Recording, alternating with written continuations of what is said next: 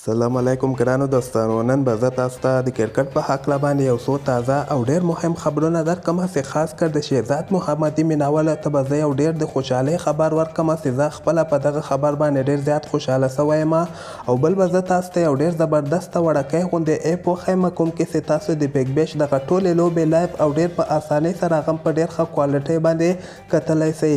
ویډیو تر اخره پورې وګورئ او کوم ملګري په چینل کې نوي راځي ټول نه مخکې خو دغه چینل در سره سبسکرایب کړئ.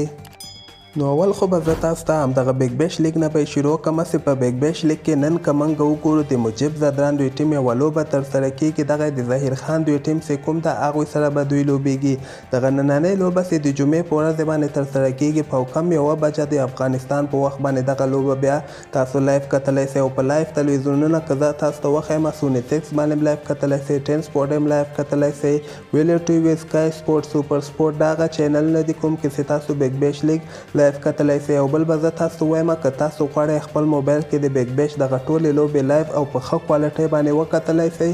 سونی لیف په نوم باندې یو ایپ ما تاسو ته مخکې هم ښودلی او همدغه ایپ زه تاسو ته اوس هم ښیم چې دې نه بهترینه ایپ تاسو بیخي پیدا کولی نه شئ. لږ معمولي غوندې باید د تاسو نیټ تیز یعنې کار ورکړي، هغې باندې تاسو کولی شئ د بیګ بیش لیګ دغه ټولې لوبې لایف او په ډېر ښه کوالټۍ باندې وکتلی شئ. او په بیګ بیش کې د رشید خان دوی د ټیم په هکله به هم زه تاسو ته وایم چې دوی اولنۍ لوبه چې کومه یوه ده د یکشنبې په ورځ باندې د رشید خان دوی ټیم لوبه ترسره کیږي. او دغه وخت یې که تاسو ته ووایم زه دغه سهار ټایم کې 8 بجې د افغانستان په وخت باندې دغه لوبه تاسو لایف کتلی شئ. د بیګ بیش لیګ لوبې داسې دي چې ټایمونه یې بدل دي. بعضې لوبې په کم 1 بجه د افغانستان په وخت باندې شروع کیږي، بعضې لوبې د افغانستان په وخت باندې سهار ټایم کې شروع کیږي.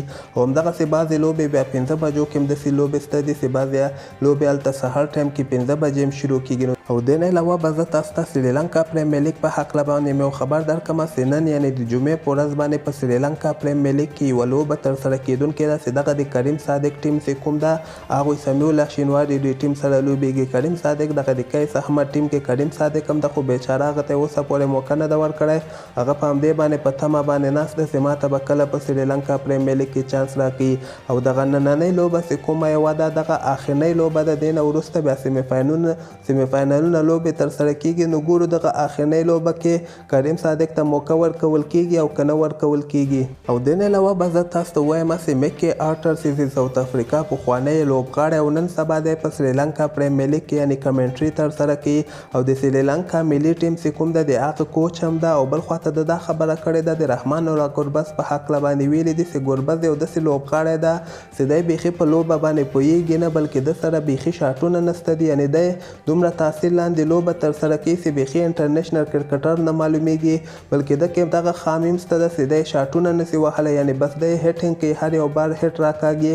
او بل خواته د شاټونو لیاقت یعنې نه لري. ده کې یعنې بیخي وایي ابیلیټي نشته ده چې دغه وخت کې دی په انټرنیشنل کرکټ کې ولوبیږي. نو باید د افغانستان کرکټ بورډ ته پکار ده چې کوم لوبغاړی هم ناکامه کیږي هغه باید د افغانستان داخلي کرکټ ته ولېږي، هلته چې ښه پوخ سي ښه پاخه سي، هغې نه وروسته باید دغسې ملي ټیم ته راولي. نو میکې آرټر د رحمان الله ګربز په هکله باندې ډېرې سختې خبرې کړي دي. حتی د دا خبره هم کړې ده چې دی بیخي سنګلې او ډبلې نسي اخیستلی. او د ما په نظر باندې کوم لوبغاړی چې سنګلې نسي باسلی یا ډبلې دوه رنزونه نسي اخیستلی هغه بیخي د انټرنیشنل کرکټ نه ده. او دې نه علاوه به زه تاسو ته د شهزاد محمدي مینوالو ته یو ډېر د خوشحالۍ خبر ورکړم چې زه خپله په دغه خبر باندې ډېر زیات خوشحاله سوی یم. او هغه څو ورځې مخکې ما تاسو ته ویلي مول چې په T10 لیګ ډرافت چې کوم ده هغه کې شهزاد محمدي هم شامل ده او نور هم افغان لوبغاړي نبي، قیس احمد، رشید خان دغه ټول لوبغاړي ډرافت کې دي. 10 نه زیات افغان لوبغاړي په دغه ډرافت کې شامل شوي دي. خو شهزاد محمدي دغه ډرافت نه مخکې خپل ټیم کې اخیستلی ده. ډیکن ګریډیټرز په نوم باندې یو ټیم ده، هغوی شهزاد دغه ډرافت نه مخکې اخیستلی ده. دغه بله میاشته کې چې T10 لیګ کله ترسره کیږي نو موږ او تاسو به د شهزاد محمدي بیټینګ هم وکتلی سو. او همدغسې راتلونکي وختو کې دغه مکمل ډرافت هم ترسره کیږي. نو ګورو T10 لیګ له سولیګه لیګ کې څومره افغان لوبغاړي اخیستل کیږي. زه به تاسو همدغسې تازه حالاتو نه خبروم.